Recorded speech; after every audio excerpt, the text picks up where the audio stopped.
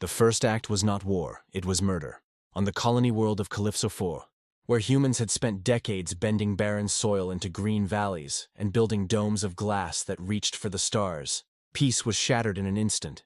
The aggressors were the Velthari Dominion, an empire 10,000 years old, proud and decadent, spanning 100 star systems. They arrived in shining cruisers, each vessel larger than the colonies it came to burn. Their leader's voice echoed across the comms before the slaughter began. Humans, children of a broken world, you presume to expand into our frontier. You presume so much. Your kind does not belong among the stars. We will end this trespass. The colonists begged for negotiation. They broadcast signals of surrender, of apology, of reason. The Velthari answered with fire. Calypso's cities were vaporized by beams of searing energy. Atmospheric processors cracked open, spilling toxic clouds across once breathable air. Children suffocated in their shelters. Civilian ships that tried to flee were cut down in the void, their hulls punctured and drifting like corpses in a black sea. And when it was done, the Velthari admiral ordered the final insult. Transmit this recording to your homeworld. Let Earth know what becomes of its vermin when they crawl too far from their cage. The Dominion did not fear humanity. They wanted humanity to fear them. The arrogance of ancient thrones in the great halls of the Velthari. The massacre was celebrated. The Dominion's senators gathered beneath vaulted ceilings of crystal, drinking luminescent wine while watching replayed footage of Calypso's annihilation. To them, it was nothing but a display, a performance of dominance, a reminder that the galaxy's hierarchy had not changed. Humans breed like vermin, one senator declared, her golden robes flowing as she laughed. Let this be a culling. Earth will not respond, said another, smirking behind a jeweled mask. They are too fractured, too civilized. Their so-called fleets are scattered and pitiful. Their world is still healing from its own collapse. They lack the will and the teeth. The chamber roared with agreement. To the Velthari, humanity was soft, a species of dreamers crawling out of a broken cradle, their ancient wars leaving scars still visible on their poisoned earth. Surely such a people would never challenge an empire whose banners had flown for millennia. The Dominion broadcasted their triumph across the stars, mocking Earth's weakness.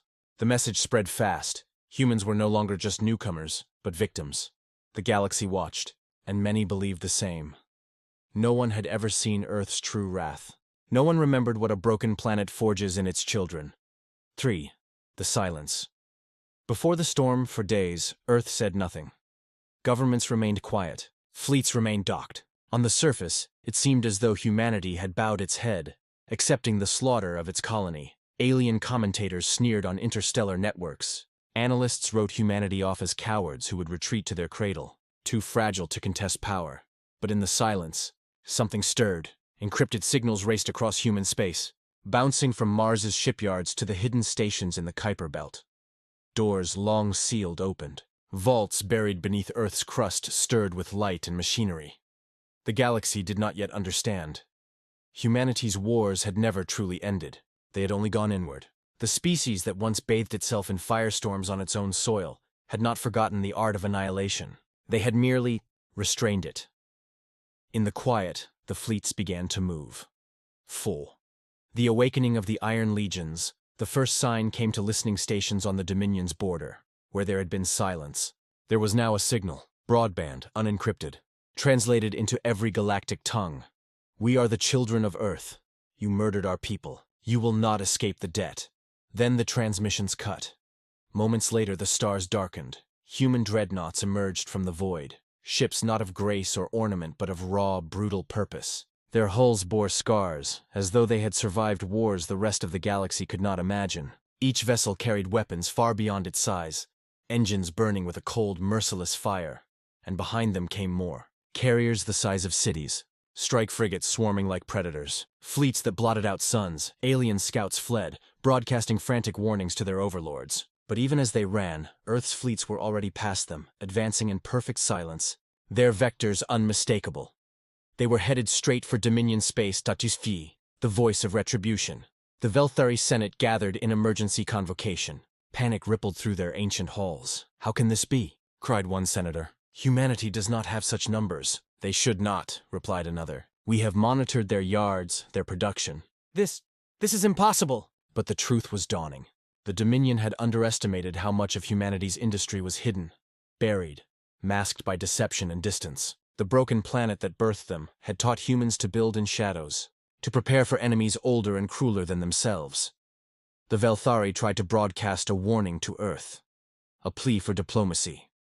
The response came not from politicians, not from diplomats, but from a fleet admiral's cold, unyielding voice. "This is not war. This is justice. You will not negotiate with us. You will answer to us." 6. Storm over 1,000 suns. The first Dominion fortress world fell in less than an hour. Human dreadnoughts unleashed mass drivers that cracked planetary shields like glass. Kinetic strikes pounded cities into molten seas. When Velthari fleets scrambled to defend, they were met with weapons no one had seen before. Rail cannons that spat slugs at near-relativistic speed, slicing through capital ships as though they were paper. In orbit, human carriers disgorged their warriors. They were not soldiers in the alien sense, not ceremonial, not fragile.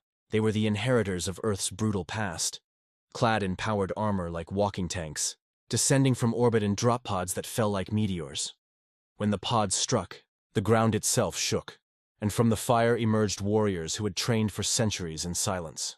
Each human carried weapons designed not for elegance, but for inevitability. They carved through Velthari defenders with ruthless efficiency, their visors cold, their silence absolute. The Dominion, once eternal, crumbled.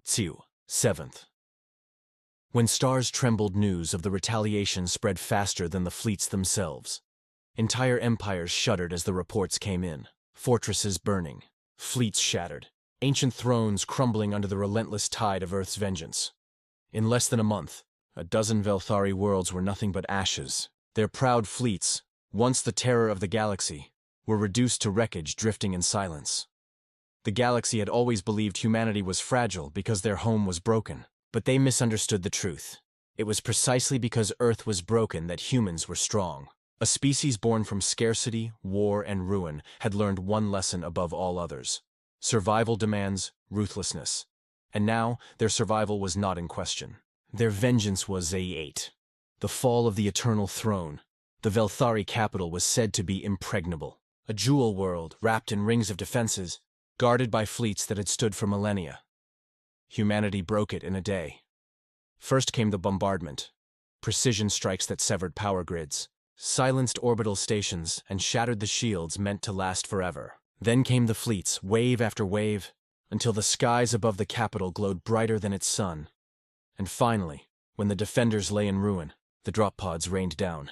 The Eternal Throne, carved from crystal and gold, shook as human boots marched through its halls. The Dominion's emperor, cloaked in regalia older than Earth's civilizations, dared to stand against them. But when he demanded parley, the human commander answered only with a single, merciless truth: Calypso.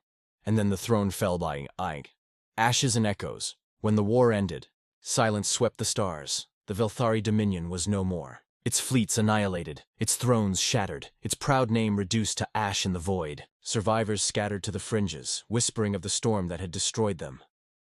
But it was not only the Velthari who whispered across the galaxy. Empires old and new spoke with hushed voices, fearful that the humans might turn their gaze elsewhere. Some wondered if Earth would continue its warpath, carving a new empire from the bones of the old. But humanity did not expand. They did not conquer. They returned to their worlds, to their colonies, to their broken planet still healing under a blue sky. They said nothing. They asked for nothing. Only one truth remained, carved into the memory of every survivor who had watched the human fleets darken their stars. Never provoke Earth again. X, the lesson of the broken planet. The galaxy now understands. Humanity does not thirst for conquest. They do not seek endless thrones or eternal dominion. But their patience, vast as the oceans of their homeworld, has its limits.